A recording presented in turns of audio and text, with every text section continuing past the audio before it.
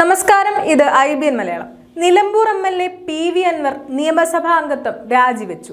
രാവിലെ speaker AN ഷംസീറിനെ കണ്ട് രാജിക്കത്ത് കൈമാറി. സുപ്രധാന പ്രഖ്യാപനം നടത്താനായി വാർത്താ സമ്മേളനം വിളിച്ചതിന് പിന്നാലെയാണ് രാജി തീരുമാനം. തൃണമൂൽ കോൺഗ്രസിന്റെ സംസ്ഥാന കോർഡിനേറ്ററായി പ്രവർത്തിക്കാൻ തീരുമാനിച്ച അൻവർ ഇന്നലെ കൊൽക്കത്തയിൽ ബംഗാൾ മുഖ്യമന്ത്രി മമതാ ബാനർജിയെ കണ്ടിരുന്നു. തൃണമൂലിനെ ശക്തിപ്പെടുത്തുകയെന്ന ലക്ഷ്യത്തോടെ സംസ്ഥാന കോർഡിനേറ്റർ സ്ഥാനം ഏറ്റെടുത്തെങ്കിലും പാർട്ടിയിൽ ഔദ്യോഗികമായി അംഗത്വം സ്വീകരിച്ചിട്ടില്ലെന്നാണ് അൻവറിന്റെ നിലപാട്.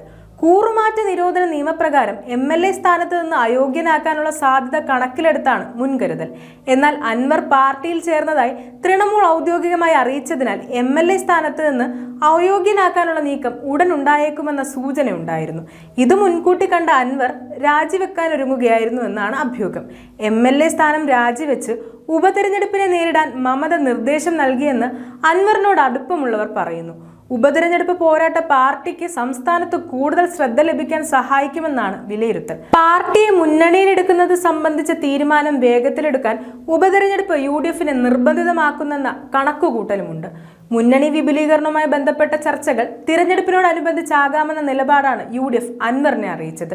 നിലമ്പൂരിൽ ഉപതെരഞ്ഞെടുപ്പ് വരികയും അൻവർ തന്നെ മത്സരിക്കുകയും ചെയ്താൽ UDF-ന് 2-1 തീരുമാനിക്കേണ്ടി വരും. News desk IBN Malayalam.